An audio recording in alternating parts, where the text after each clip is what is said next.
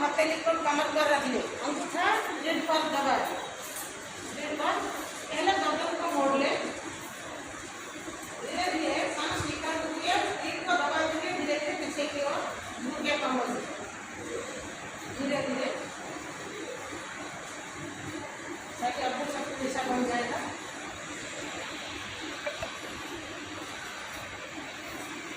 सांस भरते हुए धीरे धीरे वापस आए।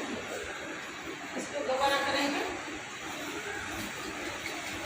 अंगूठा में रीढ़ को दबाते हुए धीरे धीरे पीछे की ओर झुके वापस से। इसमें कमर दर्द ठीक होता है।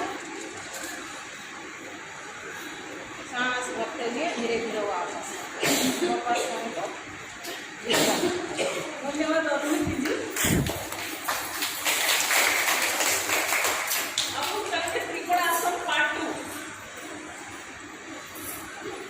विश्व युग दिवस उपलक्षे कौन मेसेज दौरान आम प्रधान आचार्य पटिया सरस्वती शिशु मंदिर स्कूल प्रधान आचार्य को शुणा। शिक्षक दिवस दिवस प्रोग्राम थिला ये प्रोग्राम माध्यम कौन कौन पिला सब माने माने पेरेंट्स मान मेसेज देवाई चाहते आज जो युग शिक्षा कर विश्वर युग दिवसटा अलरेडी स्कूल युग शिक्षक आप कौन अभाव अच्छी कि आगू आगू कौन कौन रिक्वायरमेंट हो से विषय टी मत सरकार संसार रे शरीर सबुठारु सकलर मूल अस्त्र। तेणु शरीर को यदि ठीक भाव में आम रखा पिलामानकर शारीरिक बौद्धिक मानसिक तीनोटी जाक विकास हो। तेणु जोग एभली गोटे जिनिस जोड़ा गढ़ा यही जोग द्वारा आज देखा जाउची परिणत बयस वृद्ध वृद्धा माने जोगरे योगदान करुचंती एवं शरीर को शेष समय सुस्थ रही प्रचेषा करुचंती। आम प्रारंभ में यही शिशु मानू प्रारंभ समय दैनंदिन जोगरे सामिल करवा एवं जोग को निजर आधार करवा ताले निश्चित भाव में यही शिशु माने देशर भविष्य एवं तांको शरीर ठीक रहिबो रक्त संचालन ठीक भाव में हेबो एवं से माने देश जातिर कर्णधार होई कार्य करेंगे। सर आज जो युग शिक्षा विश्व युग दिवस होगी युगर आप शिक्षकर बहुत अभाव देखा अधिकांश माने स्कूल मानक कौन आप से विषय मेसेज कौन नुआ नूतन आम ओडिशार मुख्यमंत्री कि प्रधानमंत्री कौन मेसेज देवाई चाहते? प्रथम कथा होची आम भारतर माननीय प्रधानमंत्री नरेंद्र मोदींकर जो आह्वान रे समग्र विश्व अंतर्जातीय योग दिवस जून 21 तारीख को मान्यता दिगला। आज 10 वर्ष रे आसी पाई स्थान पाई किंतु देखा जाइए वर्तमान शिशु माने मोबाइल सहित एत अटैचमेंट अच्छा से माने खेल को भूली जाउछंदी शारीरिक से व्यायाम किसी आवश्यकता पड़ूनी से मोबाइल टैबलेट रे जोड़ी होउछंदी एवं आगामी दिन में से माने पंगु होउछंदी रोगग्रस्त हो जाउछंदी। देखंतु 14 वर्ष 15 वर्ष शिशु माने डायबिटीज एवं रक्तचाप रे भी जड़ित होउछंदी किडनी रोग रे भी जड़ित होउछंदी से मुक्त करने योग सहित सामिल करवा एवं से उत्तम भविष्य निर्माण दिगरे राष्ट्र निर्माण दिगरे सहायक होगा। सर ये योग शिक्षा कर केवल तो मुझे देखुची महिला मान लेडीज माने कि पुरुष मान शिक्षा दिया होगी नहीं आमर ये सरस्वती शिशु मंदिर प्रांगण में पाखापाखि वर्षे है 365 दिन योग साधना होची। शिशु मंदिर योग केन्द्र जड़े साधक नियमित योग केन्द्र में भौणी मानकर संख्या अधिक अच्छी किंतु भाई मानकर संख्या कम अच्छी जेहेतु संध्या समय माँ माने टिके रोच माँ माने सकाळे समय पाऊना गृह कार्य व्यस्त रोचंती संध्या समय से माने मुक्त भाव में समय बाहर कर 1 घंटा ये योग साधना करुँच आसे। आज्ञा सर ये योग साधना करने फल जो पिला माने सब माने माने जो शरीर स्वस्थ रोची से विषय मेसेज दिंतु समाज वास्तविक योग करने द्वारा मन प्रफुल्लित रोची एकाग्रता बढ़ुची आमर गोटे योगरे अच्छी भ्रामरी जहाँ करने द्वारा स्मरण शक्ति बढ़ुची भस्टिका करने द्वारा श्वास श्वसन तंत्र ठीक भाव में परिचालना होची एवं ବିଭିନ୍ନ ରୋଗରୁ ଆମେ ମଧ୍ୟ ମୁକ୍ତ ପାଉଛେ ଯଦି କରିବା ଦିନ ସବୁଦିନ ଯୋଗ ରହିବା ଆମେ ନିରୋଗ। ଏତିକି ମୋର ବାର୍ତ୍ତା ସମାଜକୁ। ଧନ୍ୟବାଦ। ଭାରତ ଶିଶୁ ମନ୍ଦିର ଆମର ପଟିଆ ସରସ୍ୱତୀ ଶିଶୁ ମନ୍ଦିର ସ୍କୁଲରେ ଯେଉଁ ଯୋଗ ଶିକ୍ଷା ଦିଆଯାଉଛି ସେ ମାନେ ଯୋଗ ଯେଉଁ ଭଲ ମାନେ ବହୁତ ବକାସନ ଆସୁକାସନ ଦୁନିଆ ଅଧିକ ଆସନ ଦିଆହେଉଛି ଟ୍ରେନିଂ ଉପରେ। ଆମ ସାର୍ଙ୍କର କ'ଣ ମତ ରଖିଛନ୍ତି ସାର୍ଙ୍କ ପାଖରୁ ଶୁଣିବା। ମୋ ନାଁ ମୁରଲୀଧର ସୁବୁଦ୍ଧି, ଭାରତୀୟ ଯୋଗ ସଂସ୍ଥାନ ଓଡ଼ିଶା ପ୍ରାନ୍ତର ପ୍ରାନ୍ତ ମନ୍ତ୍ରୀ। ଆଜି 10ମ ଅନ୍ତରାଷ୍ଟ୍ରୀୟ ଯୋଗ ଦିବସ। ଆଜି ଆମର ସରସ୍ୱତୀ ଶିଶୁ ମନ୍ଦିର ଯୋଗ କେନ୍ଦ୍ରର ସାଧିକାମାନେ ଏହି ଦିବସକୁ ପାଳନ କରୁଛନ୍ତି। ପ୍ରାୟ 50 ପାଖାପାଖି ସାଧିକା ଯୋଗ ଦେଇଛନ୍ତି। ଆସନ, ପ୍ରାଣାୟାମ, ଧ୍ୟାନ ଇତ୍ୟାଦି ଏଠି ଆଜି ଅଭ୍ୟାସ କରାଗଲା। ଆଉ କାର୍ଯ୍ୟକ୍ରମଟି ବହୁତ ସୁନ୍ଦର ହେଲା। ଏହି କେନ୍ଦ୍ରଟି ଆମର ବର୍ଷ ସାରା 365 ଦିନ ଚାଲୁଛି ଏବଂ ଏହି ଆମର ପାଖାପାଖି ଅଞ୍ଚଳର ଗୃହିଣୀ ମହିଳା ମାନେ ବହୁତ ଉପକୃତ ହେଉଛନ୍ତି, ବହୁତ ଲାଭାନ୍ୱିତ ହୋଇଛନ୍ତି। ବିଭିନ୍ନ ପ୍ରକାର ଆସନ ପ୍ରାଣାୟାମ ଅଭ୍ୟାସ କରି ଶାରୀରିକ ସୁସ୍ଥତା, ମାନସିକ ସୁସ୍ଥତା, ଆଧ୍ୟାତ୍ମିକ ସୁସ୍ଥତା ତା ସହିତ ସାମାଜିକ ସୁସ୍ଥତା ବି ଲାଭ କରିଛନ୍ତି। ତେଣୁ ଆଜିର ଏଇ ଯେଉଁ 10ମ ଅନ୍ତରାଷ୍ଟ୍ରୀୟ ଯୋଗ ଦିବସ ଏ ବର୍ଷର ଥିମ୍ ହେଲା ମାନବ के लिए ଯୋଗ, ମାନେ yoga for community, yoga for self. ସେହି ବାର୍ତ୍ତା ନେଇ ଆଜି ଆମେ ଏହି ଯୋଗ ଦିବସ ପାଳନ କରୁଛୁ ଏବଂ ଜନସାଧାରଣଙ୍କୁ ଆହ୍ୱାନ କରୁଛୁ ଯେ ନିୟମିତ ସେମାନେ ଯୋଗରେ ସାମିଲ ହୁଅନ୍ତୁ। ପ୍ରତିଦିନ ଯୋଗ ଅଭ୍ୟାସ କରି ସୁସ୍ଥତା ଲାଭ କରନ୍ତୁ, ଯାହାଦ୍ୱାରା ନିଜର ମଙ୍ଗଳ ହେବା ସହିତ ସମାଜର ମଙ୍ଗଳ ହେବ ଏବଂ ଏକ ସୁସ୍ଥ ସମାଜ ଗଠନ ହୋଇପାରିବ। ସାର୍ ଏଇ ଯେ ପଟିଆ ସରସ୍ୱତୀ ଶିଶୁ ମନ୍ଦିରରେ ସ୍କୁଲରେ ଯୋଗ ଶିକ୍ଷା ଦେଉଛନ୍ତି, ଏଠି ଆପଣଙ୍କର ଯେଉଁ ଗୃହିଣୀମାନେ ଶିକ୍ଷା ନେବେ ଯେଉଁ ଚାହୁଁଛନ୍ତି କ'ଣ ଆପଣଙ୍କର ଏଠି କିଛି କ୍ରାଇଟେରିଆ ଅଛି କିଛି କ୍ରାଇଟେରିଆ ସେମିତି ନାହିଁ।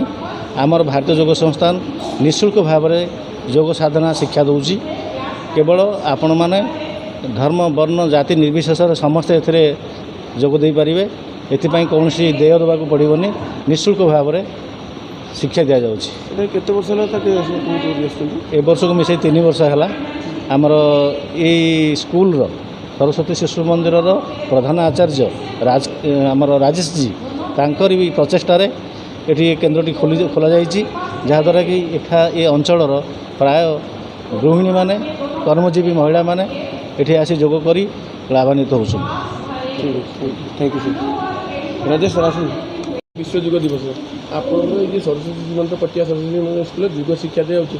ଆପଣ ଅଲରେଡ଼ି ନିଜେ ବି ଯୋଗ ଶିକ୍ଷା ଦେଉଛନ୍ତି, ପ୍ଲସ୍ ଯୋଗ ଶିକ୍ଷା ଅଲରେଡ଼ି ନିଜେ ବି କରୁଛନ୍ତି। ତା ଫଳରେ କ'ଣ ଆପଣଙ୍କର ସମାଜକୁ ମେସେଜ୍ ଦେବେ? ଯୋଗ ଶିକ୍ଷା କଲେ କ'ଣ କ'ଣ ବେନିଫିଟ୍ ମିଳିବ? ଏଠି ମୁଁ ହେଉଛି ଏ କେନ୍ଦ୍ରର କେନ୍ଦ୍ର ପ୍ରମୁଖ। ମୋ ନାଁ ହେଲା ଲଳିତା ବିଶ୍ୱାଳ। ଏଠି ଆଜି ହେଉଛି ଯୋଗ ଦିବସ, ଇଣ୍ଟରନ୍ୟାସନାଲ୍ ଆନ୍ତର୍ଜାତିକ ଯୋଗ ଦିବସ। ଏଇଟା 10ମତମ ପାଳନ କରାଯାଉଛି। ଯୋଗ କରିବା ଫଳରେ ଆମର ଶରୀର ଆଉ ମସ୍ତିଷ୍କ ସୁସ୍ଥ ରହେ। ଆମେ ଏଠି ଯୋଗ କରୁଛୁ, ପିଲାମାନଙ୍କୁ ବି ଯୋଗ ଶିଖାଉଛୁ। ପିଲାମାନେ ଆଜିର ପିଲା ଯିଏ କାଲିର ଦେଶର ଭବିଷ୍ୟତ ସିଏ। ପିଲାମାନେ ଯଦି ଆଜିକାଲି ଯେଉଁ ଭଳିଆ ଭାବରେ ସବୁ ବିଭିନ୍ନ ପ୍ରକାର ରୋଗଗ୍ରସ୍ତ ହେଉଛନ୍ତି ଲୋକମାନେ, ସେଥିପାଇଁ ଯୋଗ କରିବା ଦ୍ୱାରା ବହୁତ ପ୍ରକାର ଲାଭ ମିଳୁଛି। ସେଥିପାଇଁକି ଏବେ ଯୋଗଟାକୁ ବେଶୀ ଗୁରୁତ୍ୱ ଦିଆଯାଉଛି। ପ୍ରାୟ ଆଗୁ ଯୋଗର ଏତେ ପ୍ରଚାର ପ୍ରସାର ନଥିଲା, କିନ୍ତୁ ଏବେ ପ୍ରାୟତଃ 2-3 ବର୍ଷ ଖଣ୍ଡେ ହେବ ଯୋଗର ବହୁତ ପ୍ରଚାର ପ୍ରସାର ଚାଲିଛି। ସେଥିପାଇଁକି ଆମେ ଏଠି ଆମର ଏଠି ସରସ୍ୱତୀ ଯୋଗ ସାଧନା କେନ୍ଦ୍ରରେ ପ୍ରାୟ ଆମେ 30ରୁ 40 ଜଣ ମହିଳା ଏଠି ଯୋଗ ସାଧନା କରୁଛୁ। ତା ସାଙ୍ଗରେ ପିଲାମାନଙ୍କୁ ମଧ୍ୟ ଯୋଗ ଶିକ୍ଷା ଦେଉଛୁ। ଆପଣ ଯେହେତୁ ଏଠି କେନ୍ଦ୍ରର ମୁଖ୍ୟ, ଆଜ୍ଞା, ଆପଣଙ୍କର ଏଠି ଗୁରୁଜୀମା ସବୁ ଅଛନ୍ତି, କିନ୍ତୁ ଯୋଗ ପାଇଁ ସାକ୍ଷାତ ଗୁରୁମା ଅଛନ୍ତି ଯୋଗ ଶିଖାଇବା ପାଇଁ? ଗଭର୍ଣ୍ଣମେଣ୍ଟର କିଛି ପୋଷ୍ଟିଂ ରଖାହେଇଛି ଆପଣଙ୍କ ସ୍କୁଲରେ? ନା, ସ୍କୁଲରେ କିଛି ପୋଷ୍ଟିଂ ନାହିଁ, ଗଭର୍ଣ୍ଣମେଣ୍ଟର କିଛି ପୋଷ୍ଟିଂ ଦିଆହେଇନି। ଆଗକୁ ନୂଆ ମୁଖ୍ୟମନ୍ତ୍ରୀ ଆମର ଓଡ଼ିଶାରେ ହେଲେ, ନୂତନ ମୁଖ୍ୟମନ୍ତ୍ରୀ ହେଲେ, ପ୍ଲସ୍ ନୂତନ ପ୍ରଧାନମନ୍ତ୍ରୀ ହେଲେ, କ'ଣ ମେସେଜ୍ ଦେବା ପାଇଁ ଚାହୁଁଛନ୍ତି? ସ୍କୁଲରେ କ'ଣ ଅଭାବ ଅଛି ସବୁ ସେ ବିଷୟରେ? ନା, ସ୍କୁଲରେ ତ ଗୋଟେ ଏବେ ଆଜିକାଲି ସ୍କୁଲ କଲେଜ ମାନଙ୍କରେ ଯୋଗ ପାଇଁକି ଗୋଟେ କ୍ଲାସ୍ ରଖାଯାଇଛି କିନ୍ତୁ କୌଣସି ଟିଚର ଏପର୍ଯ୍ୟନ୍ତ ଯୋଗର ରଖାଯାଇନି ସ୍କୁଲମାନଙ୍କରେ। ଟିଚର ଆପଏଣ୍ଟମେଣ୍ଟ ନିହାତି ଦରକାର। ଆପଏଣ୍ଟମେଣ୍ଟ ନିହାତି ଦରକାର। ଯୋଗ ହେଲା ଫଳରେ ପିଲାମାନଙ୍କର ଶାରୀରିକ ମାନସିକ ସ୍ତରରେ ବୃଦ୍ଧି ପାଇବ, ସେମାନେ ନିଜେ ସୁସ୍ଥ ରହିବେ ଆଉ ସମାଜକୁ ସୁସ୍ଥର ବାର୍ତ୍ତା ଦେବେ। ସ୍କୁଲ ମାନଙ୍କରେ ସବୁ ଆର୍ଟ ଟିଚର ରଖୁଛନ୍ତି, ପ୍ଲସ୍ ହେଉଛି ସଙ୍ଗୀତ ଟିଚର ରଖୁଛନ୍ତି, ଡ୍ୟାନ୍ସ ଟିଚର ରଖୁଛନ୍ତି, କିନ୍ତୁ ଯୋଗଟା ନିହାତି ଆମର ଦେଶର ହେଉଛି ମାନେ ନିହାତି ଦରକାର। ଯେଉଁଟା ଯୋଗ କଲେ ସ୍ୱାସ୍ଥ୍ୟ ସୁସ୍ଥ ରହିବ, ମଣିଷ ସୁସ୍ଥ ରହିବ, ରୋଗ ବୈରାଗ ହେବନି। କିନ୍ତୁ ଯୋଗ ପାଇଁ ଗୁରୁଜୀ ଗୁରୁମା କିମ୍ବା କାହାକୁ କୌଣସି ପୋଷ୍ଟିଂ ନାହିଁ। କିନ୍ତୁ ଆପଣଙ୍କର ସେ ବିଷୟରେ ମତ କ'ଣ ରଖିବେ? ନାଇଁ, ସେଇଟା ନିହାତି ଯୋଗ କ୍ଲାସ୍ ଗୋଟେ ରହିବା କଥା ଆଉ ଗୁରୁଜୀ ଗୁରୁମା ଆପଏଣ୍ଟମେଣ୍ଟ ରହିବା କଥା, ଯାହାଫଳରେ କି ପିଲାମାନେ ଖେଳିବା ସହିତ ଯୋଗ କଲେ ସେମାନଙ୍କର ମାନସିକ ସ୍ତରରେ ସେମାନେ ସୁସ୍ଥ ରହିବେ ଆଉ ଶିକ୍ଷା ବି ତାଙ୍କର ସେମାନଙ୍କର ମସ୍ତିଷ୍କ ସାର୍ପ ହେବ, ସେମାନେ ଭଲ ପାଠ ବି ପଢ଼ିପାରିବେ। ଇଏ ମ୍ୟାଡ଼ାମ୍ ଦୁଇ ଜଣ ଆପଣଙ୍କର ଛାତ୍ରୀ ମାନେ ଏଠି ଶିଖୁଛନ୍ତି ବି ଯୋଗ? ଆଜ୍ଞା ଆଜ୍ଞା ଆଜ୍ଞା ଆଜ୍ଞା ହଁ। କ'ଣ କ'ଣ ଯୋଗ ଶିକ୍ଷା ଦେଉଛନ୍ତି ଶିଖୁଛ ଏଠି? ଆମକୁ ଏଠି ଆସନ ପ୍ରାଣାୟାମ ସୂକ୍ଷ୍ମକ୍ରିୟା ଏସବୁ ଭଳି ଯୋଗ ଶିକ୍ଷା ଦିଆଯାଉଛି। କେତେ ଦିନ ହେଲା ଶିକ୍ଷା ହେଲାଣି? ମୁଁ 2 ବର୍ଷ ହେଲାଣି ଏଠି ଶିଖୁଛି। ଧନ୍ୟବାଦ। ତୁମର ନାମ କ'ଣ? ଜ୍ୟୋତିରାଜ ପ୍ରିୟଦର୍ଶିନୀ। କେଉଁ କ୍ଲାସ୍ ପଢ଼ୁଛ? କ୍ଲାସ୍ 7। ତୁମର ନାମ କ'ଣ? ମୋ ନାଁ ଆର୍ଯ୍ୟାର୍ଦ୍ଧନା ମହାନ୍ତି। କେଉଁ କ୍ଲାସ୍ ପଢ଼ୁଛ? 3 କ୍ଲାସ୍। ଏଠି ଯୋଗ ଶିକ୍ଷା ନେଲେଣି କେତେ ବର୍ଷ ହେଲା? 10 ବର୍ଷ ହେଲା। 2 ବର୍ଷ ହେଲାଣି। 2 ବର୍ଷ ହେଲାଣି କଲାଣି। 2 ବର୍ଷ ହେଲା। ଇଏ ବି ଯୋଗ 2 ବର୍ଷ ହେଲାଣି କଲାଣି। ତାପରେ ଯୋଗ ବି ଇଏ ଶିଖଉଛି, ଝିଅ ବି ଯୋଗ ବି ଶିଖଉଛି। ସିଏ ଯୋଗ ଶିଖଉଛି ନା ଆପଣ? ଆଜ୍ଞା, କେତେ ଜଣ ପିଲାଙ୍କୁ ଶିଖେଇଲେଣି? ଶିଖଉଛନ୍ତି ସମସ୍ତଙ୍କୁ। ଠିକ୍ ଅଛି, ଧନ୍ୟବାଦ। ଆପଣଙ୍କର ପରିଚୟ, କେଉଁ ଏରିଆରୁ ଆସିଛନ୍ତି, ଏଠି କେତେ ବର୍ଷ ହେଲା ଯୋଗ ଶିକ୍ଷା ନେଲେଣି, ଆଉ ଆପଣଙ୍କର ଏଠି ଯୋଗ ଶିକ୍ଷା ନେଇକି କ'ଣ କ'ଣ ବେନିଫିଟ୍ ପାଉଛନ୍ତି ସେ ବିଷୟରେ ଆପଣ ସମାଜକୁ ମେସେଜ୍ ଦେବେ। ଧୀରେ ଧୀରେ କାନୁନଗୋଳ ଫେସ୍ ଟୁ ବସୁନ୍ଧରା ମୋ ନାଁ ପ୍ରଜ୍ଞା ମିଶ୍ର। 2 ବର୍ଷ ହେଲା ଆସିଲିଣି। ଆସିଲା ପରେ ମୁଁ ବହୁତ ସୁସ୍ଥ ହେଇଛି। ସେଇଠି ଆସିଲା ପରେ ମୋତେ ଏତେ ଭଲ ଲାଗୁଛି, ରାତିରେ ନିଦ ଭଲ ହେଉଛି, ମୁଁ ସୁସ୍ଥ ଅଛି। କ'ଣ ମେସେଜ୍ ଦେବା ପାଇଁ ଚାହୁଁଛନ୍ତି ସାରା ମାନେ ସମାଜକୁ? ସମାଜକୁ ସମସ୍ତେ ଆସନ୍ତୁ, ଯୋଗ କରନ୍ତୁ, ସୁସ୍ଥ ରୁହନ୍ତୁ। ଯୋଗ କଲେ କ'ଣ ଶରୀର ସୁସ୍ଥ, ମନ ସୁସ୍ଥ,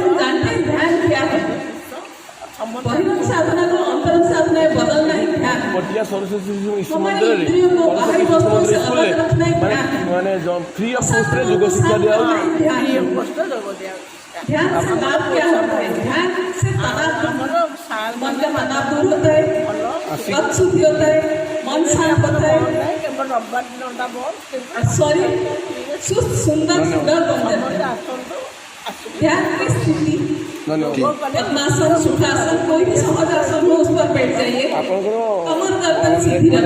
ମହିଳାଙ୍କର ବୟସ ପଚାରିବା ଉଚିତ ନୁହେଁ, କିନ୍ତୁ ଆପଣ ଯେହେତୁ ଆମର କେତେ ବୟସ ହେଲାଣି ଆପଣ ଯୋଗ ଶିକ୍ଷା ନେଉଛନ୍ତି? ନା ଆପଣଙ୍କର ଏଜ୍ କେତେ ହେଲାଣି ବର୍ତ୍ତମାନ?